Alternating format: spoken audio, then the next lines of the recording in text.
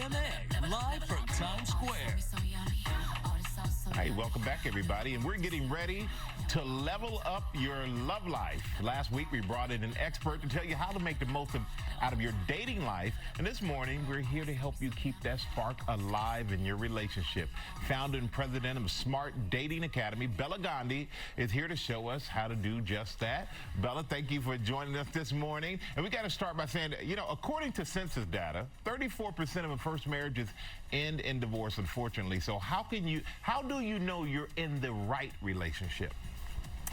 To pick the best relationship, Michael, look for what we call elevator people, the people that make you happiest in your life. We call them elevator because they lift you up and they elevate you. And like an elevator, they also keep you grounded and safe.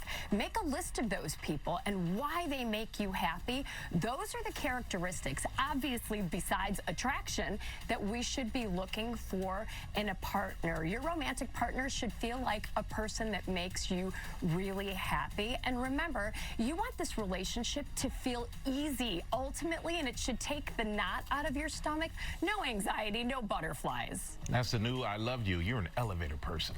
All right, we have a video. We have a video question from our viewer, Jen, so take a look.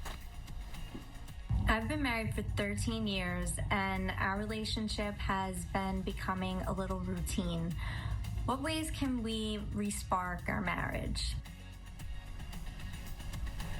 Okay, so to keep your connection alive, so much of what we talk about, the spark, has to come from an emotional connection. So the first thing to do is take a walk down memory lane together. Think about that amazing time when you were falling in love with each other, and thinking about it and talking about it will take you back to those good feelings again.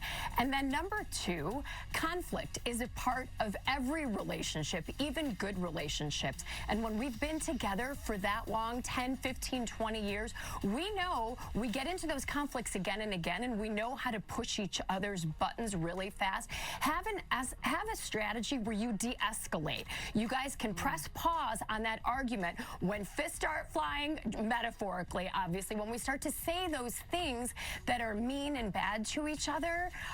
Go back to your corners and just calm down, and I promise you, 15 to 30 minutes later, somebody will come back in and apologize. It's way better that way. And third, fill each other's buckets with 3 nice things a day, right? It's just a cute way to think about, I want to put a compliment in your bucket. Notice the things that your partner does for you that are good. Maybe they bring you hot coffee in bed every morning. Send them a nice text, surprise them, because when you surprise them, it can build adrenaline, and that can build attraction.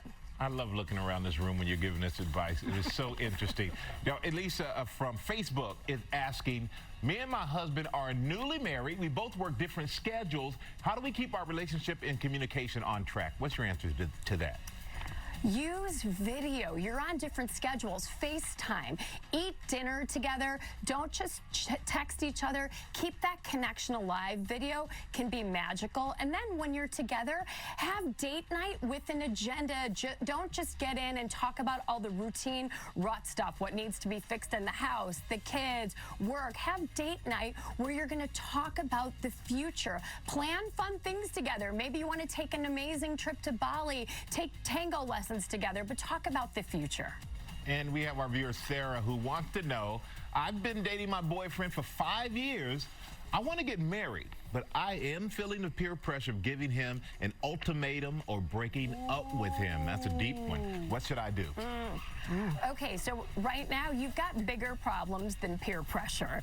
You need to have a chat with him. 5 years is a long time to be dating if you want to be married and engaged. So I want you to sit down and have a heart-to-heart and ask him 2 questions. Number 1, do you want to be married? And number 2, do you want to marry me? And if the answer to both of those is yes, then establish a timeline to get engaged. Listen, a man that wants to really be with you is going to move mountains to be with you, but don't force that relationship. If the answer is no or I don't know, it might be time to go. You just made a lot of people look across the breakfast table with one eyebrow up. Side-eye going on. Bela Gandhi, thank you. As always, you can check out Bela's new podcast, Smart Dating Academy. and get some more advice. Bela, thank you. Thank you. Coming up.